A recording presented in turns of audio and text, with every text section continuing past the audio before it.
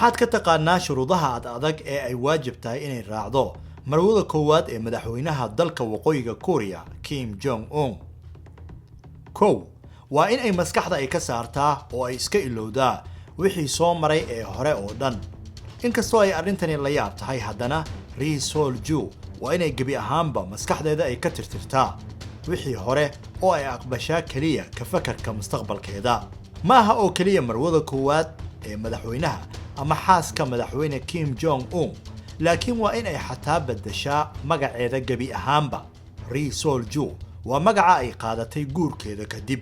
magaceedii hore ee ay waalidkeeda ay u bixiyeen, taariikhda ay dhalatay, nolosheedii hore iyo wax walba oo hore qashinka ayaa lagu daray. labo looma ogola in ay la kulanto qoyskeeda, waxaana la rumaysan yahay inaysan weligeed dib ula kulmin ama u arag qoyskeeda kadib markii uu guursaday hogaamiyaha caanka ah ee Kim Jong Un. hagaag celcelis ahaan iyadu ma ahayn gabadh la qiyaasi karay inuu guur u dhexmari karo qof ka mid ah qoyska talada dalka waqooyiga Korea haya, laakiin waxay ahayd qof dadka dabaqada dhexe ah la malayn karo inuu markaasi guursado. Ri Sol-ju hooyadeed waxa ay madax qaybeed ay ka tahay isbitaalka qaybta qaabilsan dhakhaatiirta xanuunada dumarka ku dhaca. aabaheedna waxa uu ka mid yahay barofesorada magaalada. barashada Kim Jong Un waxa ay u soo martay dhinaca adeerkeed oo ka mid ah la taliyayaashiisa arrimaha militariga. 3 qaabkeeda timaha iyo dharka ay xirato noociisa waa wax xadidan. inkastoo ay tahay marwada koowaad ee madaxweynaha, haddana waa in ay raacdaa shuruuc iyo xeerar cadcad, waayo waa in ay ka duwan tahay ama ka tilmaaman tahay bulshada si ay kor ugu qaado sharafta iyo mansabka odageeda.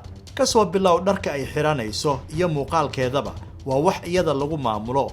loomana ogola in ay dooqeeda ay ka ciyaarto xagga labiska iyo rabitaankeeda ah sida ay u ekaanayso qof ahaan.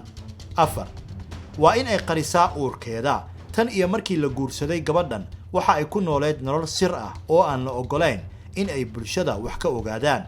waxaa la rumaysan yahay in Ri Sol-ju shuruudda qarinta uurkeeda in ay ka dambayso inaan la rabin in bulshada ay ku mashquulaan uurkeeda, waayo taasi waxa ay ducfaruuri kartaa baa la yidhi, amaba fursad ay siin kartaa dareenka bulshada ee ah in ay ogaan karaan cidda dhaxli doonta xilka hogaamiyaha waqooyiga Korea.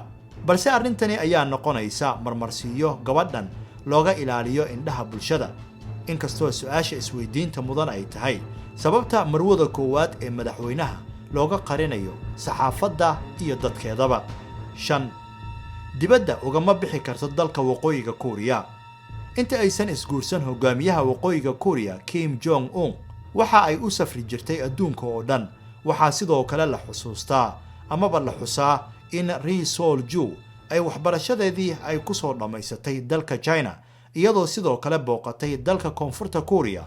balse guurkeeda kadib ayaa laga mamnuucay in ay dalka bannaanka ay uga baxdo, waxaana lagu soo rogay sharciyo adag oo u diidaya in ay dibadda ay u safarto. 6 saxaafadda inta badan kama hadlaan gabadhan iyagoo aan wax fasax ah ka helin Kim Jong Un. saxaafaddu wax sawir ah kama qaadi karaan, waxna kama qori karaan marwada koowaad ee madaxweynaha, xitaa haddii ay odageeda ay ku weheliso meelaha uu booqanayo ama tegayo. waa in muuqaalada iyo sawirka laga qaado dib loo farsameeyaa oo laga saaraa iyada si looga fogaado wax kasta oo hadalhayn iyada ah ku keeni kara bulshada dhexdeeda. saxaafadda qudheeda ayaan dareen gaar ah siininba iyada oo aan ka ahayn in ay marwada koowaad ee madaxweynaha tahay. 7 guurkeedu waxa uu ahaa midaan qorshahaba ku jirin. xanuunkii Kim Jong Un aabihiis ayaa sababay xaaladan, iyadoo odaga waa Kim aabihiisa uu dalbaday in wiilkiisa loo guuriyo si uu uga tashado mustaqbalkiisa. istaroogii ku dhacay Kim Jong Il sanadkii 2008 ayuu rajeeyay inuu arko wiilkiisa oo guursanaya oo cid sii dhaxasha hela, waxaana lagama maarmaan noqotay in uu ku amro Kim Jong Un inuu guursado Ri Sol-ju. nasiib darrase iyadu may helin fursad fikirkeeda ay ku cabirto oo ay ku diido heshiiskan, taasoo haddii ay diido saamayn xun oo dhibaato weyn ah ay ka dhaxli lahayd. doorasho kale maysan lahayn gabadhani oo aan ka ahayn in ay nolosheedii hore qashinka ay ku darto oo ay guursato hogaamiyahan keligii taliska ah. 8 waxaa laga dalbaday inaysan ubad kala yeelan iyadoo aan dhalin wiilkii dhaxli lahaa Kim Jong Un. Waqooyiga Korea waxaa la rumaysan yahay in dhaqan soo jireen ah ay leeyihiin amaba ay u leeyihiin in naagtu ay marka hore ay ku curato wiil dhaxla mustaqbalka reerka. haddaba Ri Sol-ju ayaa laga dalbaday oo shuruud looga dhigay inaysan ilmo kale dhali karin iyadoo wiil ku curata mooye. warar ayaa sheegaya in ilmaheedii saddexaad uu noqday wiil, waana faa'iidadii ay ka dhaxashay duruufaha ku xeeran nolosheeda gabadhan yar.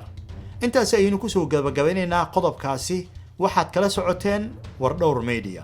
fadlan haddii aad ku cusub tahay channelkan ha iloobin inaad subscribe aad tiraahdo. haddiise aad tahay macmiil soo noqday ha iloobin in aad gambaleelka aad furato si aad ula socoto waxyaabaha aanu soo gelino channelkan.